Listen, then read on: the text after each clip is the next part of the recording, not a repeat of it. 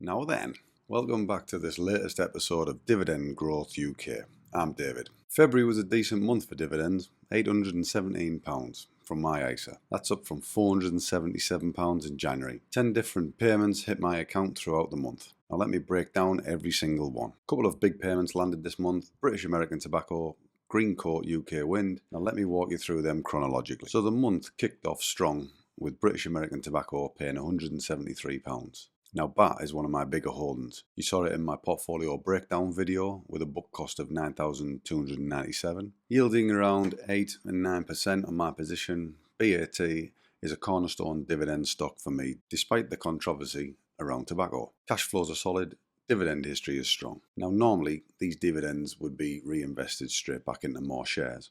But for the next couple of months, I'll be removing the received dividends to help fund the deposit for another rental house. I don't normally do this. In fact, it's the first time I have, but I wanted to recycle some of the dividend income out and into other income generating assets. Now back to the dividend payments. On the next day, 5th of February, Vodafone paid me £51.29. Now, Vodafone is one of my smaller positions, worth about £2,900. Again, semi-annular, yields between 3 and 4%. Telecoms aren't exciting, but they're reliable dividend payers, infrastructure businesses with predictable cash flows. Not a massive payment, but it's steady income that compounds over time. February 9th, QYLP and XYLP, £78.47 and £67.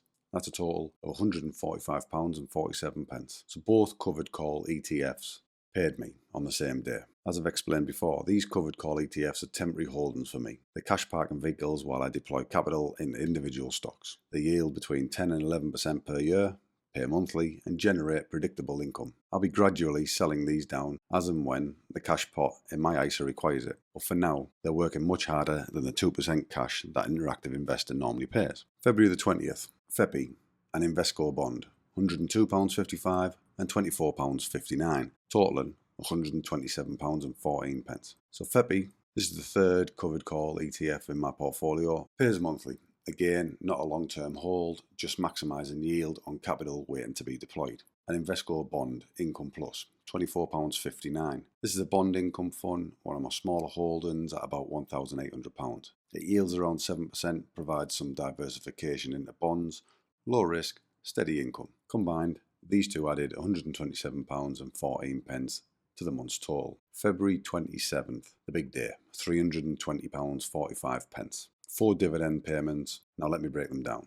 Supermarket Income REIT, £33.57. UK REIT that owns supermarket properties. It's a small holding at about £2,329. Pays quarterly, yields around 6%. Defensive property play. Supermarkets aren't going anywhere. Next up, CVC Income and Growth, £93.04. Private equity income fund, worth about £3,873 in my portfolio. This was a nice chunky payment and it yields between 9 and 10%. Greencoat Wind, £185.85. My biggest single payment of the month. Greencoat is a renewable energy infrastructure fund that owns wind farms across the UK. This holding has been tough for me.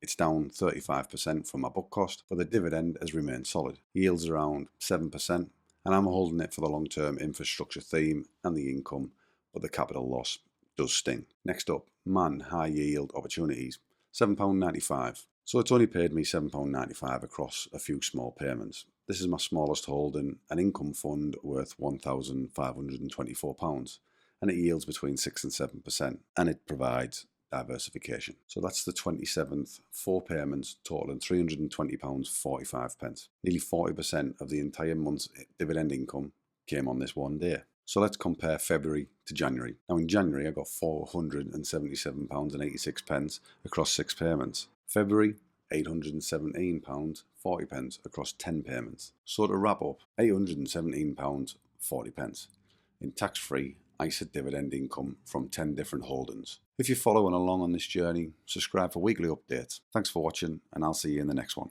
Bye bye now.